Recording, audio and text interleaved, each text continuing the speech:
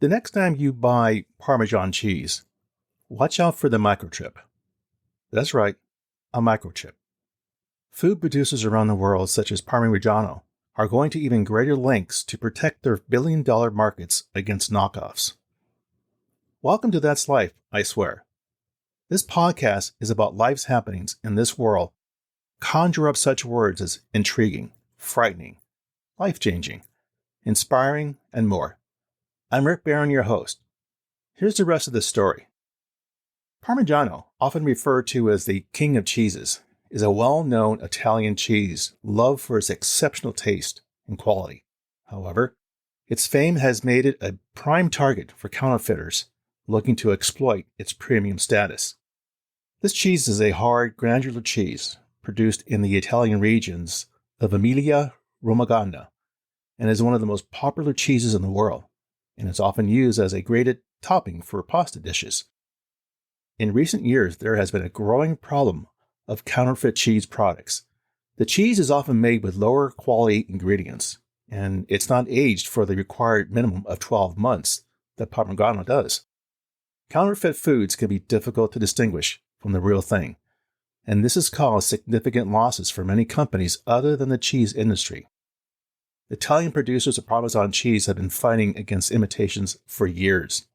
Now the makers of Parmigiano, as the original Parmesan cheese is officially called, are slapping microchips on their 90-pound cheese wheels as a part of an endless cat and mouse game between makers of authentic and fake products. Oh yes, forgot to mention. Don't worry about swallowing that microchip. Why? The microchips are edible. The new silicon chips made by Chicago-based P-Chip use blockchain technology to authenticate data that they can trace the cheese as far back as the producer of the milk used. That's pretty damn impressive. The chips have been in advanced testing on more than 100,000 wheels of cheese for more than a year. The consortium of producers want to be sure the chips can stand up to any company's production requirements. These microchips are about the size of a grain of sand, and workers on the production line can embed the microchip in the rind of the cheese. They contain a unique identification code that is scanned to verify the authenticity of the cheese. The P-chip isn't just for cheese, by the way. Drug maker Merck will soon be using the chips, which are also being used in the auto industry, to guarantee the authenticity of car parts. The forecast is that the P-chip could also be used on livestock, crops, or medicine stored in liquid nitrogen. Now, the chips are made from a food-safe material and are designed to withstand the aging process of any products in the food market. They have been religiously tested and are very effective in preventing counterfeiting. The durability of the P-chips can withstand extreme heat or cold, and they can be read through ice and can withstand years of storage in liquid nitrogen. They've proven to outperform RFID chips. Now, why does this matter?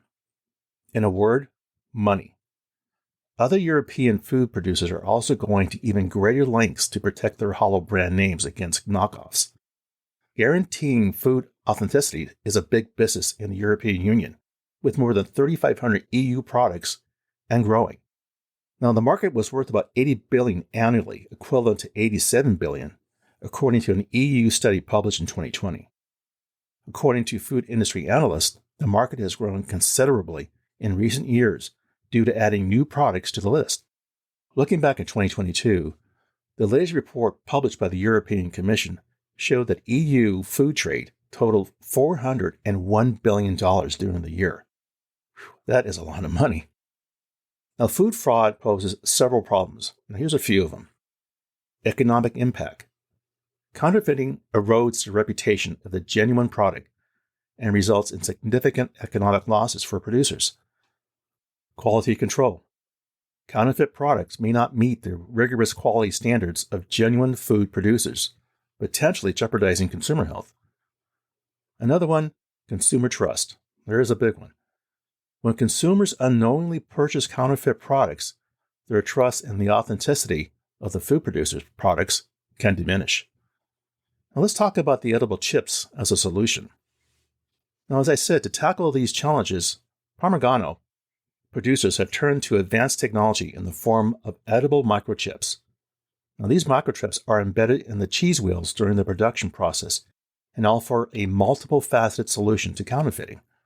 And this is pretty slick. Now here's a few of them. Traceability. Each microchip is equipped with a unique identifier that can be tracked throughout the supply chain.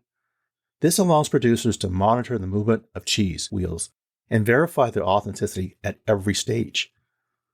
Authenticity verification. Consumers, retailers, and authorities can use delicate devices or even smartphone apps to scan the microchips, verify the cheese's origin and authenticity. Data collection. The microchips can collect data on various parameters such as temperature and humidity during transportation and storage. This data can help ensure the cheese remains in optimal condition. Another one is tamper detection. Now, if someone attempts to tamper with or remove the microchip, the system can trigger alerts, further deterring counterfeiters. While it's great that food producers are taking high-tech steps to protect the reputation of their products, unfortunately, that cost gets passed down to the consumer. Even the protected products commanding premium prices, in some cases, double those of similar but unprotected products. The market in Europe and farther afield is vastly overrun with fakes. Estimates put the market for knockoff products at about the same size as that for the originals. Another way the European market is dealing with fake product producers is by obtaining the most coveted EU designation. That designation label is called the Protected Designation of Origin, which guarantees products' authenticity. Now, this label was established in 1992, and its main purpose is to designate products that have been processed, produced, and developed in a very specific geographical area, using the recognized know-how of local producers and ingredients from the region concerned. Other obscure products have also made the list of products and wines with names that can only be used by traditional local producers. This includes a type of garlic produced on one of Portugal's Azores Islands in the Atlantic Ocean, a raw milk cheese made in Bavaria, Germany, and get this, a prune from southern Poland.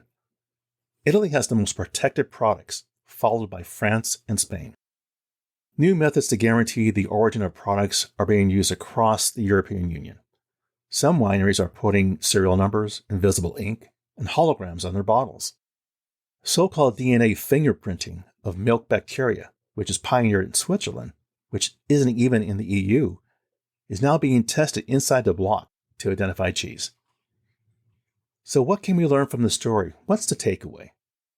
This use of edible microchips in Parmesan cheeses and their production represents a significant step towards fighting against counterfeiting. Other countries in Europe and the rest of the world, for that matter, are left in the position that in order to keep their reputation intact, they must turn to innovative approaches such as enhanced traceability, authenticity verification, and data collection while deterring potential counterfeiters. It protects the economic interests of producers and ensures consumers can continue to enjoy the genuine quality and tradition of world-famous cheese, wine, dairy products, and more. As technology continues to evolve, edible microchips may not be the only method to safeguard the authenticity of other premium products in the global market. Well, there you go, my friends. That's life, I swear. For further information regarding the material covered in this episode, I invite you to visit my website, which you can find on either Apple Podcasts or Google Podcasts, for show notes, calling out key pieces of content mentioned, and the episode transcript. As always, I thank you for listening and your interest. Be sure to subscribe here or wherever you get your podcasts so you don't miss an episode. See you soon.